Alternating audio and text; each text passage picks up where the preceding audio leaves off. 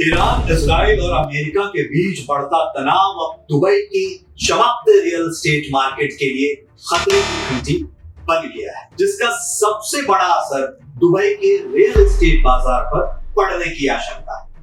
Dubai, जिसे अब तक सुरक्षित निवेश का ऑप्शन माना जाता था, यहाँ अब युद्ध की आहट से निवेशकों के बीच डर का माहौल। एक्सपर्ट्स का मानना है कि आने वाले हफ्तों में प्रॉपर्टी के बिक्री में बड़ी गिरावट आ सकती है। अब तक यह माना जाता था कि दुबई रियल एस्टेट इन्वेस्टमेंट के लिए सबसे सुरक्षित जगह है, और यही वजह थी कि इंडिया, रशिया, यूक्रेन, पाकिस्तान और अफगानिस्तान जैसे देशों के निवेशक यहाँ खींचे चले आते थे। लेकिन खाड़ी देशों में अमेरिकी ठिकानों को निशाना बनाकर किए गए मिसाइल हमलों ने इस भरोसे को हिला दिया। निवेशकों को यह डर है कि दुबई अब पहले की तरह सुरक्षित नहीं रह गया।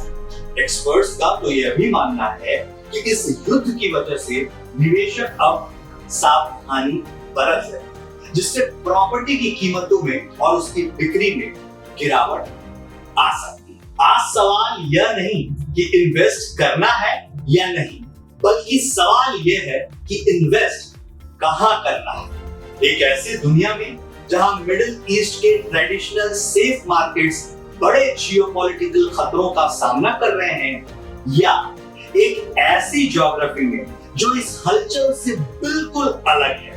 Welcome to the India route. Investors अक्सर पूछते हैं, इंडिया ही? इसका जवाब है स्टेबिलिटी। जहां मिडिल ईस्ट वॉर जोन बना हुआ है, मार्केट स्पेक्युलेटिव है, वहीं 2026 में Indian real estate sector proactive. हम एक ऐतिहासिक फ्लाइट टू सेफ्टी देख रहे हैं। इंडिया की ग्रोथ डोमेस्टिक कंजम्पशन से चलती है, सिर्फ ग्लोबल ट्रेड से नहीं। जब दुनिया सुस्त होती है, तब इंडिया के 1.4 बिलियन लोग नहीं रुकते। हम देख रहे हैं कि गल्फ से इन्वेस्टमेंट इंडिया के टॉप इन्वेस्टमेंट पोटेंशियल वाले शहरों, जिनमें नोएडा और ग्रेटर नोएडा भी शामिल है, उसकी तरफ शिफ्ट हो रहा है। इंडिया सिर्फ एक मार्केट नहीं, ये इन्वेस्टमेंट गोल्ड माइन है। चलिए नंबर्स की बात करते हैं। रुपी फिलहाल 91 पर डॉलर से ट्रेड कर रहा है, जिस वजह से आपकी एंट्री कॉस्ट ऐतिहासिक रूप से कम है। आप 2 साल पहले के मुकाबले 15 से 20% परचेसिंग पावर एडवांटेज के साथ मार्केट में एंटर कर रहे हैं। जैसे जैसे ग्लोबल सप्लाई चेन स्टेबलाइज होंगी और तेल की बढ़ती कीमतों से कंस्ट्रक्शन कॉस्ट बढ़ेगी, वैसे ही मौजूदा और जल्द पूरे होने वाले प्रोजेक्ट्स की वैल्यू तेजी से बढ़ने की उम्मीद। आप आज की एसेट कल की कीमत पर खरीद रहे हैं, जिसमें भविष्य का मुनाफा पहले से ही शामिल है।